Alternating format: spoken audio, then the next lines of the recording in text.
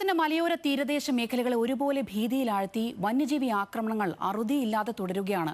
കാട്ടാനയും കാട്ടുപന്നിയും ഉൾപ്പെടെയുള്ളവ ജനവാസ മേഖലയിലിറങ്ങി ജീവനും സ്വത്തിനും നിരന്തരം ഭീഷണിയാകുമ്പോൾ വനംവകുപ്പും സർക്കാരും കൈക്കൊള്ളുന്ന പ്രതിരോധ മാർഗങ്ങളിൽ ജനങ്ങൾ തൃപ്തരാണോ?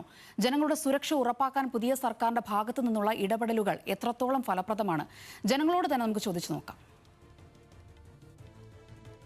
ഇതിന് ഫോറസ്റ്റുകാർ അതിനായിട്ടുള്ള ആൾക്കാരെ തീരുമാനിച്ചിട്ടുണ്ട്. അവർ വർക്ക് ചെയ്താൽ മാത്രം മതി, ഈ പറയുന്ന സാധനങ്ങളൊന്നും വരത്തില്ല. അതുപോലെ വൈദ്യുതി വേലികൾക്ക് ഇഷ്ടംപോലെ സ്ഥാപിച്ചിട്ടുണ്ട്. ഈ സ്ഥാപിച്ചിട്ടുള്ള വേദികളിലൊന്നും ലൈനും ഇല്ല, കറണ്ടും ഇല്ല, വൈദ്യുതിയും ഇല്ല.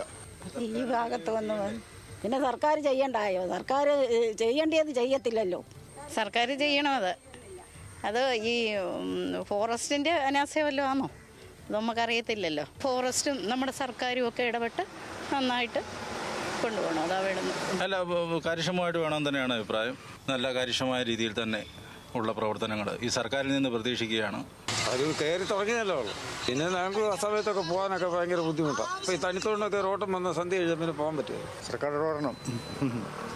വലിയ ശല്യം ആനയുണ്ട്, ഈ പന്നികളും വലിയ ശല്യമാണ്. ഗവൺമെൻറ് അല്ലേ പറയേണ്ടി, നമ്മളെന്ത് പറയാനാ? ഇവിടെ ഒരുപാട് നിരപരാധികൾ മരിക്കുന്നുണ്ട്. അത് ശരിയല്ലെന്നേ ഞാൻ പറയത്തുള്ളൂ.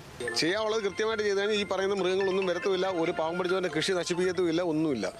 എല്ലാവരും ഇത് തന്നെയല്ലയോ? അവര് ഉമ്മ കൊണ്ട് കാട്ടിക്കൊണ്ട് കളയുക, പിന്നെയും കയറി വരുക, പിന്നെ ആൾക്കാർക്കെല്ലാം വലിയ ബുദ്ധിമുട്ട് വരുക. ഇത്രയൊക്കെ എന്തോ ചെയ്യാനാ? ഒന്നും പറയാനില്ല. സർക്കാർ എന്തെങ്കിലും കൈ അഴിച്ച് സഹായിച്ചാൽ വല്ല കൃഷിക്കാരും എല്ലാം രക്ഷപ്പെടുമായിരിക്കും. അല്ലാതെ ഇവിടെ ഒരു കൃഷിയില്ലല്ലോ. ഇവിടെ ഏത് സർക്കാർ വന്നിട്ട് ഒന്നും പറയുന്നില്ല അതിനെക്കുറിച്ച്. എല്ലാവരും മൃഗങ്ങളെ വളർത്തിക്കൊണ്ടിരിക്കുക, പിന്നെന്ത് ചെയ്യാൻ?